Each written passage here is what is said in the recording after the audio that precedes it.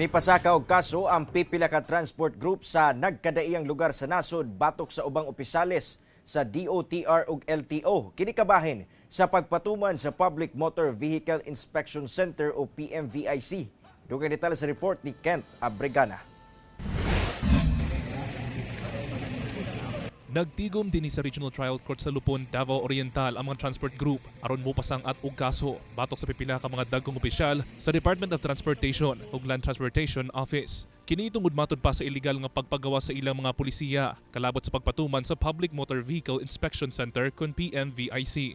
Matod kang attorney Israelito Torreon, legal counsel sa transport groups, nga ilang gipasakaan og kasong sibil. Sila si DOTR Secretary Jaime Bautista, Undersecretary Rainier Paul Yebra, LTO Assistant Secretary Jose Arturo Tugade ug uban pa. Sa complaint nga gipasaka sa korte, gusto sa grupo nga mamahimong null and void ang gi-issue nga department order alang sa implementasyon sa PMVIC. Tungod kay wala kuno kini nahimong balaod o gimugna lang kini pinaagi sa usa ka department order. Sumala sa transport groups, pagpang-ipit matod pa kanila ang implementasyon sa PMVIC ug tumong lang niini nga walaon ang Private Emission Testing Center kun PETC nga mas barato ang presyo. Kung magpa-renew ka ngayon ng lisensya, magpunta ka sa LTO mobile portal. Yung mga tao, mga taga-bukid, katulad sa amin sa Davao del Sur, dito sa Davao Oriental, hindi marunong mag-access ng LTO mobile portal. Tapos kung magpa-renew ka ng sasakyan, kailangan na dadaan ka lamang sa PMVIC. Sa tingin namin, mali po yun. Mahal masyado yung singil. At saka dito nga sa Lupon, walang PMVIC dito.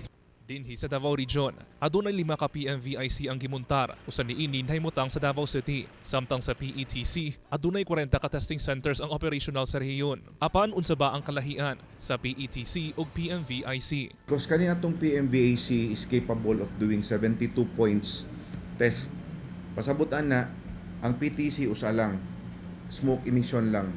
Samantalang kaning PMVAC 72 points, including mga ligid, mga ball joints, ang capacity sa imong sakyanan, mga spring, tanan, pwede niya ma-identify.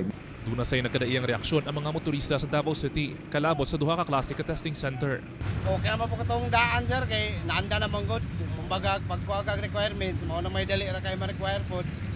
Mo na og back-o magsugo na po sa ulo ana god. So hinay na iyang siga dili mo sulod sa katong ilang standard is mabagsak man gud ayon.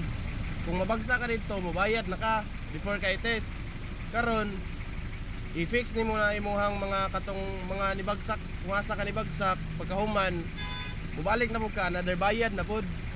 Gani gipasabot sa LTO 11 nga doon naghihapon katungod ang mga driver kung unsang klase nga test ang ilang gamiton. Kami mo dawat na may wa mamigipili, may PTC o may PMVAC, dawaton man nato. Kana lang kakibat ang hassle basel sa PTC kay tungod manhi pa diri, inspect man namo nya.